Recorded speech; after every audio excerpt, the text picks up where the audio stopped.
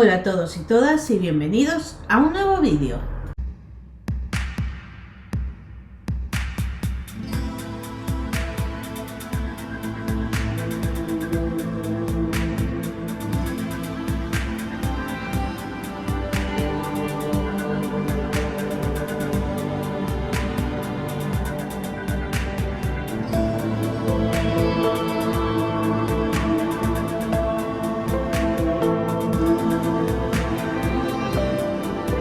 Aquí os traigo el quinto y último vídeo del Celsius, del último día, del sábado 20 de julio. Os voy a dejar ahora con varias charlas que no me hice con el libro, pero sí que estuve en ellas. Os pondré anotación de qué era cada una para que no se haga muy extenso el vídeo. ¿Qué ha pasado aquí? Porque leí una noticia donde decían que la gata de Taylor Swift, Olivia Benson, era la gata más rica del mundo, más famosa. Y yo dije, pues yo voy a escribir la colección del perro más guapo de internet. Y así nació Pimpollo, para hacer la competencia a Olivia. No tenemos más que hacer. ¿Qué raza concreta es Pimpollo? Pomerania, que son estos perros, no sé si conocéis los pomeranias, parecen bolas de nata, tienen dientes de león, o sea, son blancos, bonitos, inflados, pequeñitos y maravillosos, súper lindos. ¿Tú has visto estos vídeos de Instagram en los que no hacen más que hacerles spas a los perros, los lavan, y está el perro ahí todo relajado, le hacen las uñas? Estoy enganchada a esas cositas. Bueno, coreanas sobre todo, son coreanas como, vamos, venerando a sus perros, y bueno, Les cortan el pelo y descubrí que hay productos loquísimos para perros. sí. Que aquí hay gente que lo sabe. Para explicar a los niños que en este mundo tan lleno de cosas, las cosas tienen su valor y no todo el mundo las tiene. Es que es complicado. Pues creo que la literatura es un vehículo fantástico precisamente para esto. Pues, cuando me preguntan qué quieres enseñar con los libros, siempre, en realidad lo que quiero decir es nada. No enseñar, No quiero enseñar nada, yo quiero que se diviertan, que se emocionen, que se lo pasen de maravilla, que vivan una aventura. Sí, de manera tangencial, pues a lo mejor cogen algo de eso, pues ya me parece, vamos, una misión más que cumplida. Y yo creo que lo hacemos todo el rato, ¿no? Así Realmente, este círculo empezó en diciembre de 2016. Yo tuve la suerte de presentar ahí en Sevilla la primera novela, Laberinto Tenen, y bueno, 8 años después, aquí estamos, presentando el tercero.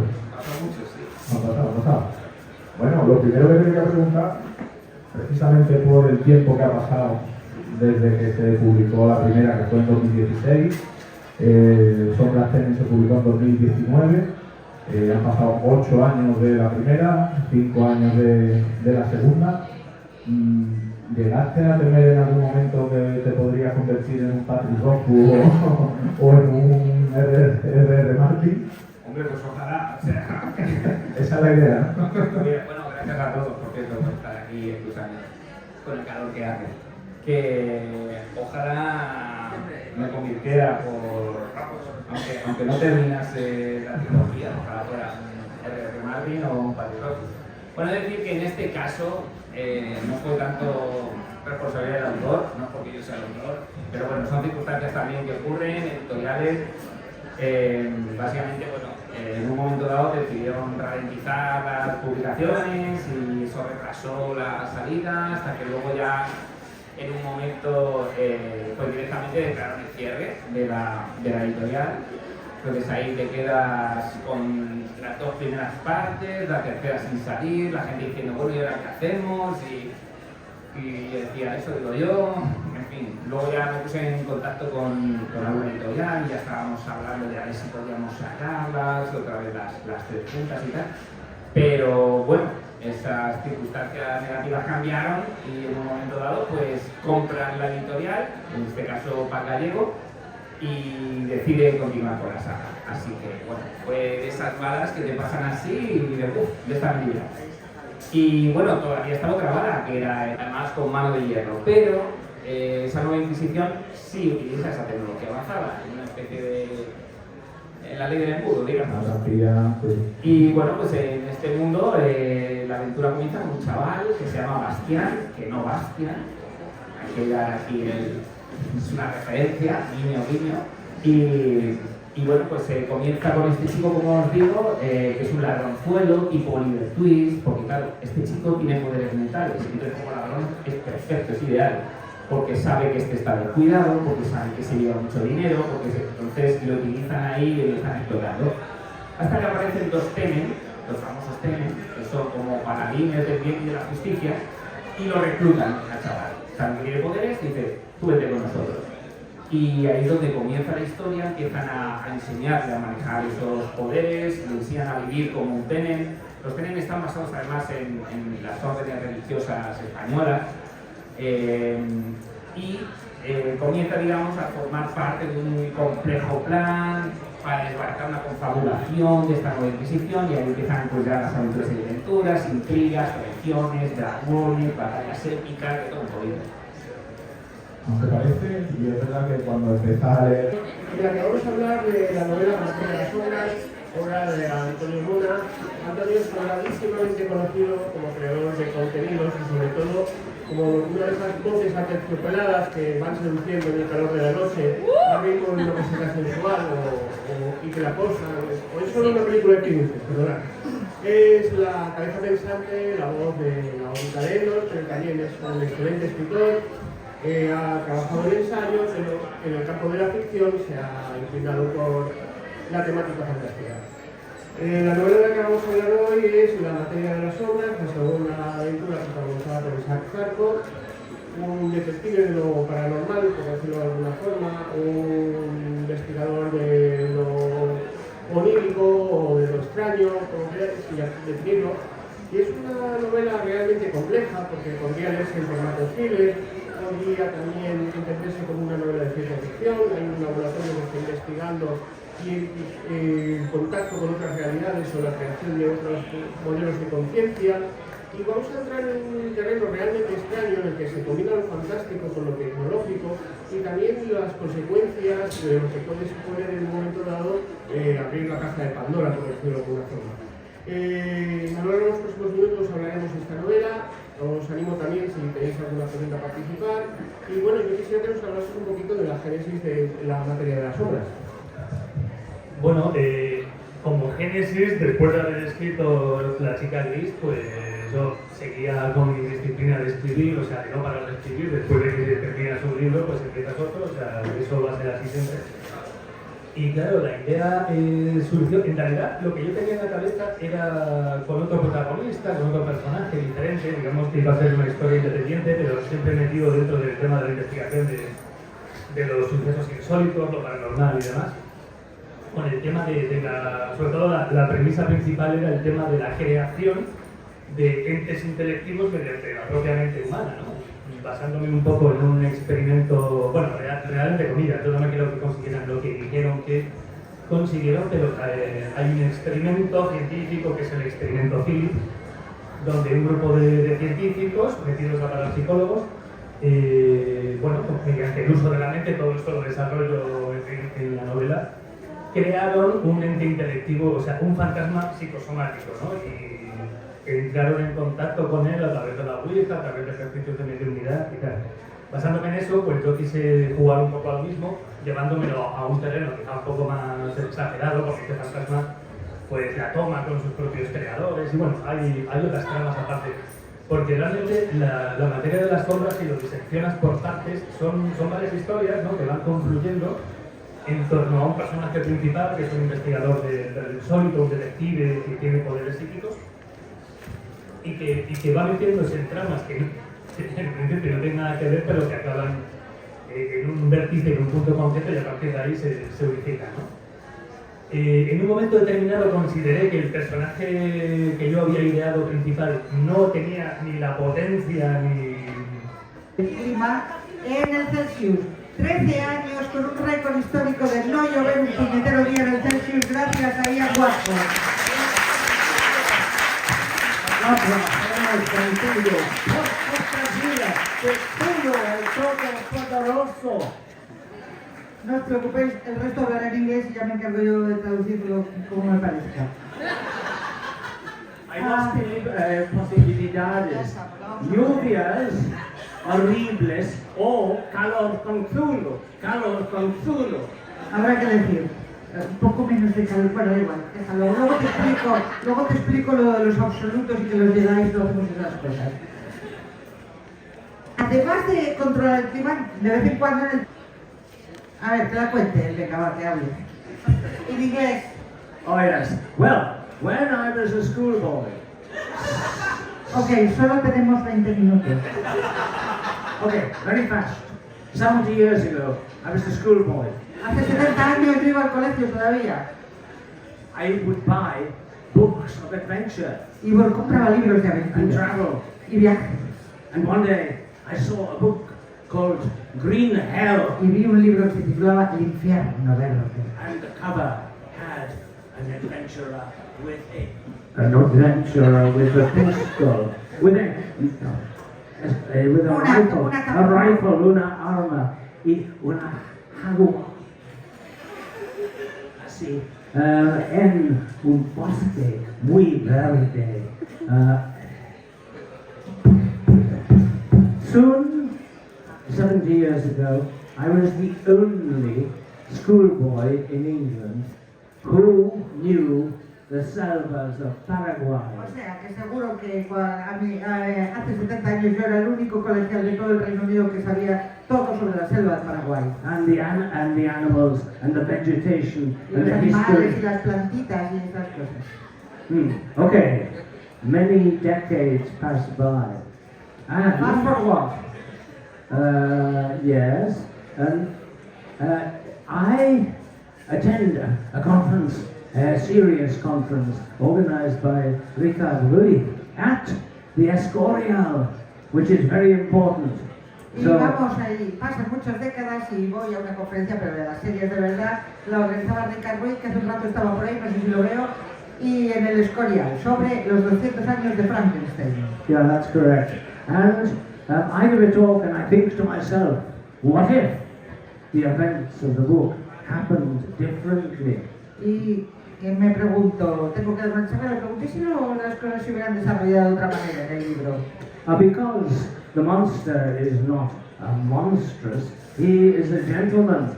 El And monstruo del monstruo, pues no es tan monstruo, coño. Es un caballero, es un gentleman. he only kills in order to give incentive to Victor Frankenstein to make a mate for the monster. Solo mata para incentivar a Frankenstein a que le haga una novia, que es lo que es un suave empujoncito.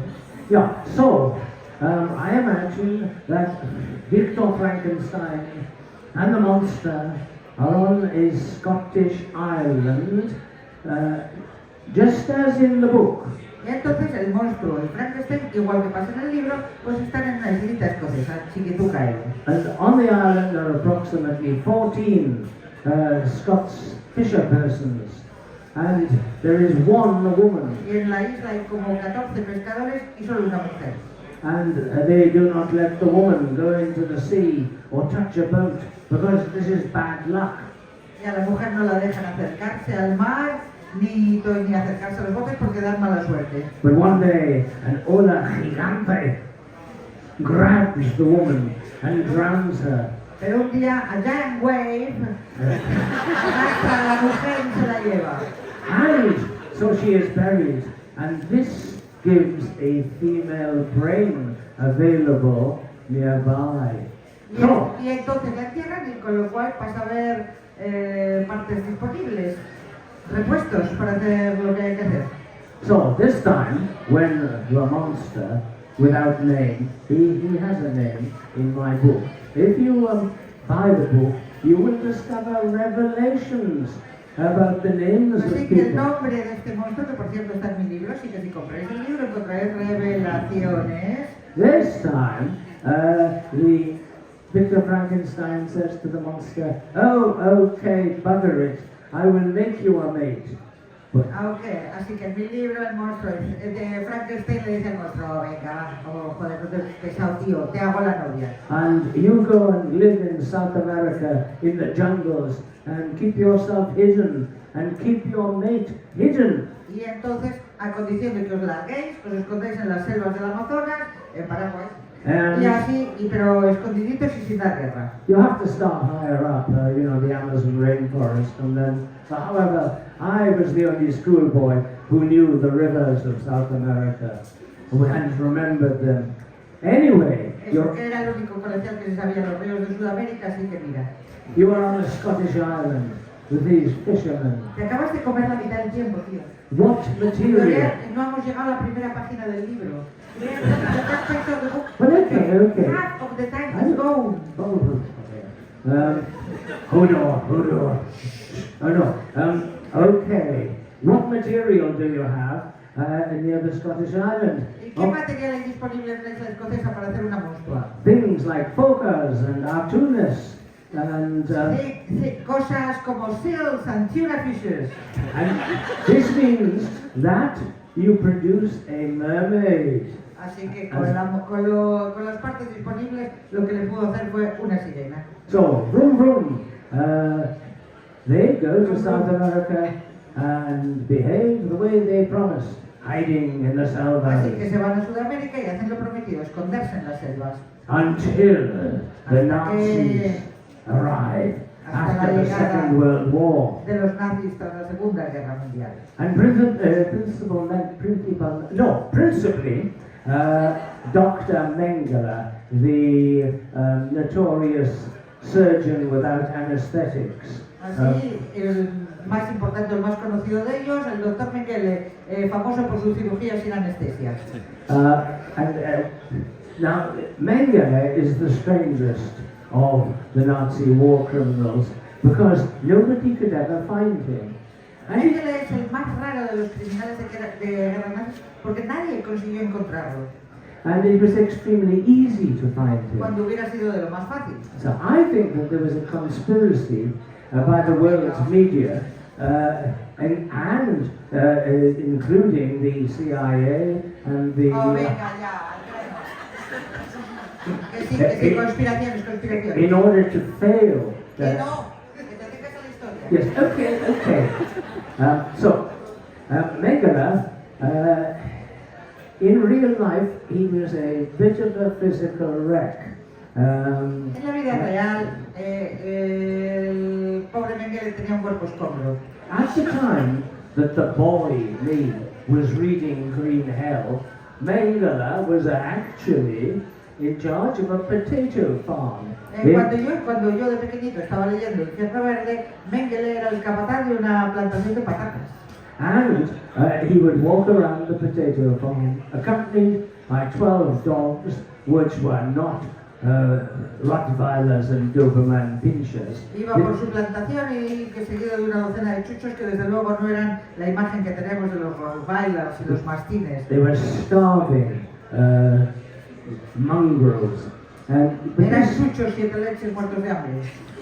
This was romanticized grotesquely in The Boys from Brazil. Toda esta imagen se romantizó de una manera ridícula en la película Los Niños del Brasil. And nothing was further from the truth. Pero nada más lejos de la verdad. So, Mengele is a monster. He is the true monster. Of course, he had arguments such as Bueno, aquí llegamos a la primera charla con la que me hice libros y me los firmó el autor, que fue la presentación de Gris de Carlos Sisi. Yo me hice con los dos siguientes y últimos libros de la trilogía de Nigromante, que me hice con Hechicero y Guerrero, ambos firmados por el autor. Y lo veis. Dice Paramón, muchas gracias por todo, te has colado en mi sonrisa, abrazos. Es que le dije ahí un par de cosas de la saga de Caminantes y demás que estuvimos hablando mientras me firmaba los libros. De Paramón, muchísimas gracias y abrazos. Y luego, por supuesto, también me firmó Gris. Aquí está. Que dice Paramón. Gracias muchas y muchísimos abrazos. Y os voy a dejar con lo que grabé de la charla. Me ha costado llegar, O sea, ya esto de uso continuo de las escaleras todo el tiempo Ya los años europeos ya van dificultando cierto tipo de exceso, pero en cualquier caso merecía la pena. Estoy muy feliz de volver a compartir escenario con Carlos, un autor al que sigo siempre, lo sabe. Y bueno, la novela me he hecho con ella, o sea, te lleve página a página hasta el final, con un ritmo de intriga que no te das cuenta de la cantidad de páginas que has leído ni de las horas que han pasado, que me lo pusiste bastante más fácil. No sé si en otro tipo de novela hubiera sido capaz de hacerlo, ¿no?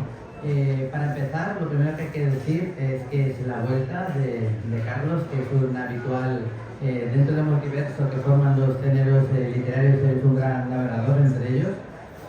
Sí. Y ahora ha vuelto a la ciencia ficción después de habernos hecho Panteón, bueno, el Panteón y su secuela. ¿Pero qué te pasa a ti? Y es el regreso a un terreno que conoces, ya lo dijimos más veces, ¿no? Lo importante son las historias, luego pues evidentemente los géneros es un poco todo lo que las rodea. Y aquí la historia que evidentemente, como he dicho, ancla sus tentáculos en la ciencia ficción, es el regreso a la ciencia ficción. El primer libro, que te pasaba a escribir esto. Bueno, es una duda que tenía yo, una pregunta interna de hace muchísimo tiempo, antes de empezar a escribir. Llegar a la pregunta que nos hemos hecho todos, ¿no? ¿Estamos realmente solos aquí en el universo? ¿Qué tipo de circunstancias especiales se han dado para que haya esta vida tan especial aquí en este planeta, ¿no? Tanta diversidad. Y en el resto del espacio me parece que no hay planetas especiales para la vida, a lo mejor vida microscópica, no sé dónde. Hay un planeta que parece que tiene agua, no sé cuánta distancia.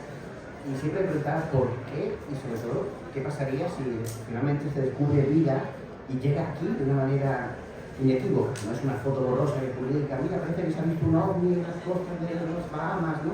Sino que aparece aquí en el cielo de la ciudad y cómo reaccionaría el ser humano. Esa era la semilla de la novela, la pregunta, la gran pregunta. Y toda la novela en realidad está basada en la teoría del gran silencio. Y dice, bueno, si realmente hay vida, como parece que la estadística parece demostrar, que el universo es inconcebiblemente grande, es enorme, ¿no? Entonces, estadísticamente tiene que haber 900 millones de civilizaciones capaces de hacer un viaje espacial para llegar hasta nosotros. Y bueno, si eso es así, ¿por qué no han aparecido, no? La novela trata un poco esa duda, ese aspecto del no contacto. A partir de ahí, ya cuando entramos en novelas de primer contacto, uno tiene, como bien acabas de plantear de algunos, de enfrentarse a algunos, ¿por qué? Porque el lector se va a preguntar lo que también se preguntan los personajes, qué se van haciendo hasta ahora, cómo funciona, con qué intenciones viene, cómo nos va a afectar. Y entonces a lo largo de la historia de la ciencia ficción esto se ha podido hacer desde la ciencia ficción dura, buscando una explicación pues, muy científica, escrita en un momento, sobre todo a partir de los 70, 60, 80, por escritores que tenían varias carreras científicas y que extrapolaban un montón de principios, o lo puedes hacer de una forma un poco más ligera, como se ha hecho en algunas space operas, pero siempre tienes que hacerlo mínimamente. De sus últimas novedades, Placeres mortales, Sangre de dioses, aunque vamos a acabar hablando de toda su obra porque es mega prolífica. Antes de nada yo quería introducir esta presentación diciendo que Jorge Iván, a quien yo quiero mucho, dice alguna vez que cuando él comenta que le parece que un autor destaca especialmente un año o que un libro es especialmente bueno, pues que es peligroso, porque el resto de los autores, que al final nos llevamos todos bien, pueden pensar ¿y qué hay de mí? ¿Y qué hay de mi libro? Pero como a mí también me gusta un poco, pues eso, ser brutalmente honesta, voy a ser brutalmente honesta y a decir que Belén Martínez, al margen del cariño que yo le pueda tener, es, sin lugar a dudas, una de mis autoras favoritísimas. Y que cuando yo veía este Celsius, que para mí ha sido especial por muchas razones, que no viene al caso, decía, la presentación a la que más ilusión me hace ir, sí señores, es la de Belén, mucho antes que la de cualquier internacional súper famoso que no viene nunca. ¿Qué pasa? Cuando me ofrecieron presentarla, yo primero me vine arriba y dije, sí, claro que sí, y luego dije, con lo bien que se está de público viendo a una autora que admiras, y ahora me toca a mí comerme el marrón de hacer preguntas interesantes. Con lo cual, bueno, yo estoy exultante y he estado pensando mucho en estas preguntas. Belén es una persona que, aparte de escribir, ella hace dos cosas que a mí me fascinan. Trae bebés al mundo, todo el mundo que me sigue en Instagram, que son pues mi vecina Pili y 2 o 3 personas más, pero todo el mundo sabe que yo soy muy pesada, pero lo que me gusta es mi última obsesión. Este es un libro que habla de un lejano oriente imaginado, ¿vale? Es un libro, es un fantasy muy adulto. Los premios de Goblins al principio a mí me erizaban la piel, decía, Dios mío, ¿qué me voy a encontrar? Pues me encontré eso, pero lo disfruté porque algunos disfrutamos sufriendo. Es un lejano oriente imaginado Pero a mí me recordaba un poco, al final Belén es una persona que ha escrito bastante sobre Asia, Después del océano es una novela de 2021 pero ambientada en Japón, además tiene una documentación impresionante, es un realismo mágico japonés actual, ¿no? Es una cosa que me llama mucho la atención. Este amor de Belén por lo asiático ya estaba presente aquí y aparece de nuevo en Placeres Mortales. Es además hace referencia un poco a una reconstrucción del personaje de la emperatriz y este amor tuyo por lo asiático.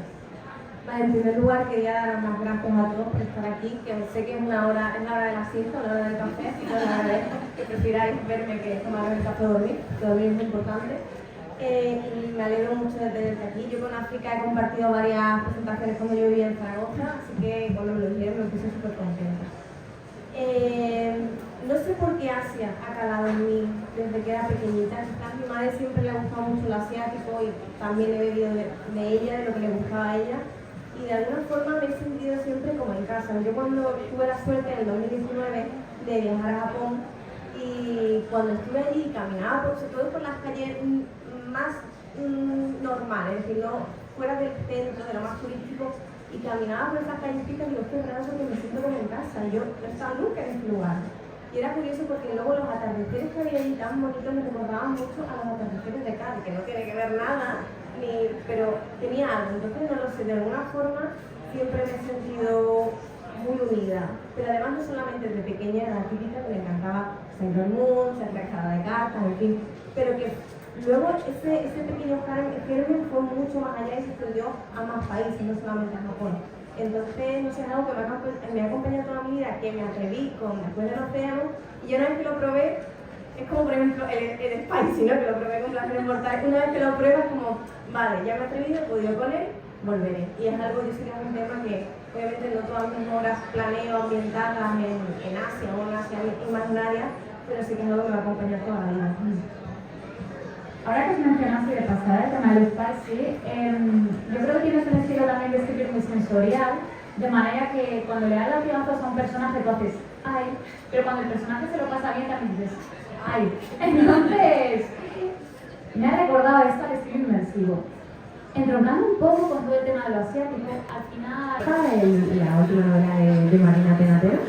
Como ya la conocéis y tenemos poco tiempo, no me voy a extender mucho, solo deciros que, bueno, Marina es una gran autora, ya lo sabéis, con gran recorrido. Entre sus obras destaca El legado Plumas, que fue premio Guillermo Vázquez, Los Escuchos a la Luna, que fue premio Ignotus, Brujas de Arena, Los devoró la niebla, que fue premio 42, y Una casa sobre tus huesos, que fue premio Star. Así que bueno, y hoy vamos a hablar de La novia roja, la última novela que tiene con Dolmen. Y bueno, o sea, un aplauso a la que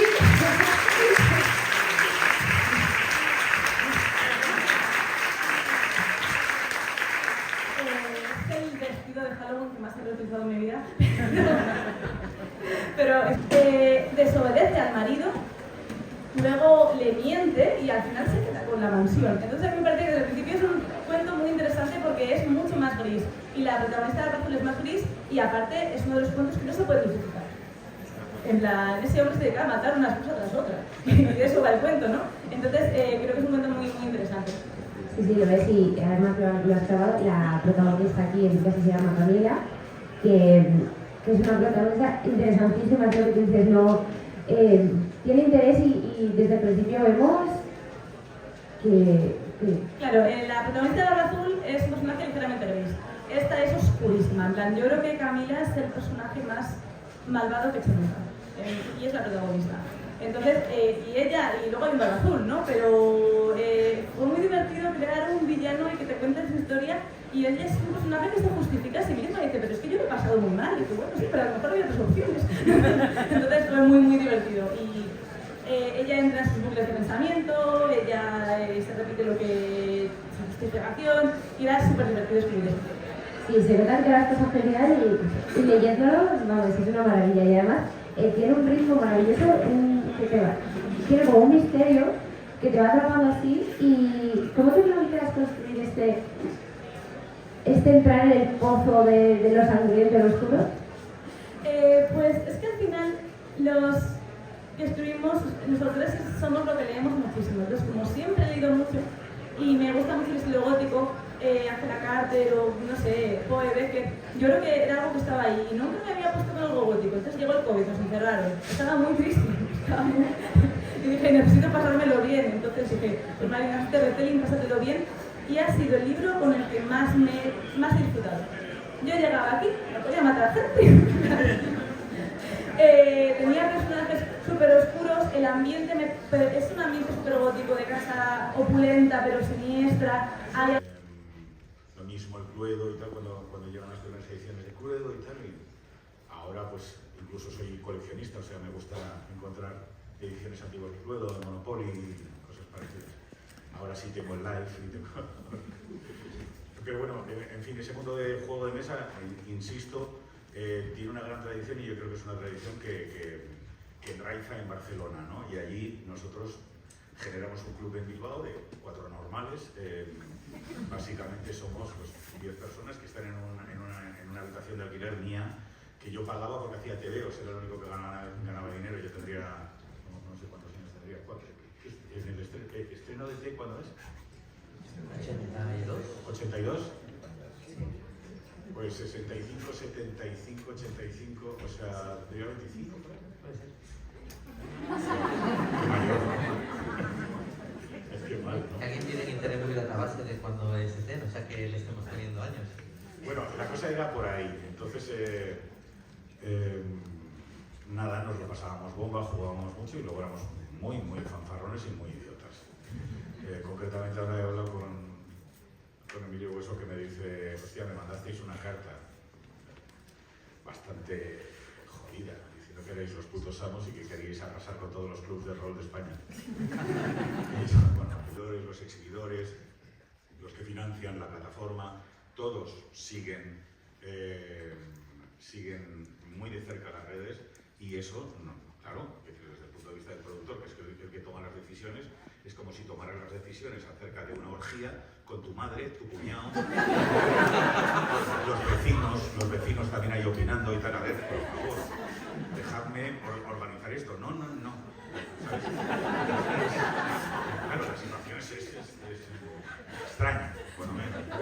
Y hablando de cosas que no has podido hacer y espero que todavía no has podido hacer, todos los directores, ahora vamos a pasar a la literatura un momento, la literatura de fantasía, ciencia ficción, terror. Yo sé que uno de tus grandes sueños es poder llevar alguna vez al cine la maravillosa, una de mis novelas favoritas, por cierto, también, que es Las puertas de Anubis de Tim Powers. A ver, Tim Powers es Dios, aparte de amigo íntimo del gran heresiarca, de Philip K. Dick, es el que le cuidó en los últimos años y tal, y tenía una correspondencia maravillosa, pero bueno, Tim Powers en sí mismo es un fucking genio, es una cosa loquísima, porque es como una especie de equivalente a un cine que estaba en ese momento viendo, que era el cine de Spielberg, el cine de CMX, tal, que tenía además un punto siniestro detrás de todo eso, o sea, había, y luego tenía una que puede aportar la lectura de este libro a un fan de Tolkien, y por otro lado hay gente que no es tan fan de Tolkien que le puede aportar a esa persona que no conoce tanto lo que es la obra de Tolkien. Bueno, yo voy a referirme en primer lugar, es una buena pregunta, te la agradezco además. Voy a referirme en primer lugar a los fans de Tolkien. O sea, tú puedes encontrar los fans y lectores de Tolkien, porque hay gente que me dice, ¿solo fans? O sea, hay que diferenciar, o sea, entre personas que a lo mejor han llegado a Tolkien y que en este momento de su vida solamente han conocido películas, series o videojuegos o cómics, y aquellas personas que han leído la obra. Es decir, yo entiendo que muchos de los que estamos aquí conocemos la obra, la cuenta del libro, y no solamente el señor... Creo que no hace falta... ¿Hola? Ahora. Creo que no hace falta ni que presentamos a Victoria, porque creo que aquí la conocemos de sobra. No tanto por su faceta de historiadora y profesora de universidad, que sabemos que lo es, sino por su faceta de escritora, que eres referente para muchos de nosotros. Tienes un montón de historias que hemos ido leyendo a lo largo de los años y precisamente vamos a hablar mucho de su evolución y lo que es los principios, volver y como todo esto es un poco un círculo. Entonces, para empezar esta presentación, y como no tenemos muchísimo tiempo, vamos a empezar hablando directamente del libro, ¿te parece bien? Este libro acaba de salir este año, pero no para todo el mundo. No sé si me escucháis bien. ¿Sí? Vale. Buenas tardes a todos y muchas gracias a Marina por presentarme esta tarde. Muchas gracias al Celsius un año más. Ya es mi cuarto Celsius. Espero venir muchas más veces, ¿vale? Así que nada, para mí siempre es un placer estar aquí. Lo más bueno estar en casa. Así que bueno. Pues sí, sobre lo que comentabas, vamos a hablar esta tarde de Padre de la Lea, y es que está siendo muy gracioso hacer la promoción de esta novela, porque claro, siempre digo, es mi última novela y al mismo tiempo es mi primera novela. No sé si los que estáis aquí sabéis a qué me refiero con esto, ¿vale? Pero realmente lo primero que yo publiqué allá por el año del Señor de 2011 fue la primera versión de Hojas de Dedalera. No era la primera novela que yo escribía, no era la primera novela que yo enviaba a editoriales. Yo llevaba desde los 18 años, esta novela la coloqué con 25 años, o sea que llevaba 7 años intentando que me aceptaran algún manuscrito. Una pregunta aquí. Sí. Cuando tú enviaste la victoria de 2012, ¿escribió esta novela? Si no es en 2012, imagino que un par de años. No, la escribí en 2009 y la envié en 2010, que fue cuando me aceptaron. Y, ¿qué es lo que te hizo escribir a ti esta novela? ¿Qué dijiste? ¿Por qué voy a coger esta ambientación? ¿Por qué voy a meterme en esta época histórica? ¿Por qué voy a coger el tema de los espíritus? ¿Qué fue lo que te llevó a ti a eso? Pues fueron bastantes cosas en realidad. A ver, yo llevaba ya unos años... A ver, esto para los que estáis aquí me conocéis no es ninguna sorpresa. Me encanta el siglo XIX, me encantan los cementerios, me encantan las casas encantadas, me encantan los fantasmas. Esto ya... Si no os gustan estas cosas, no sé qué hacéis aquí. Entonces, yo llevaba ya unos años en la universidad dedicándome a la investigación completamente centrada en el siglo XIX, ¿vale? Bueno, yo soy doctora en Historia del Arte, soy profesora en Historia del Arte en la Universidad de Salamanca y me he especializado en literatura artística decimonónica. Entonces, he trabajado muchísimo con el siglo XIX y en esa época yo acababa de comenzar mi doctorado. Había terminado la carrera, acababa de comenzar mi doctorado, estaba ya en plena efervescencia pre-rafaelita, victoriana, loca.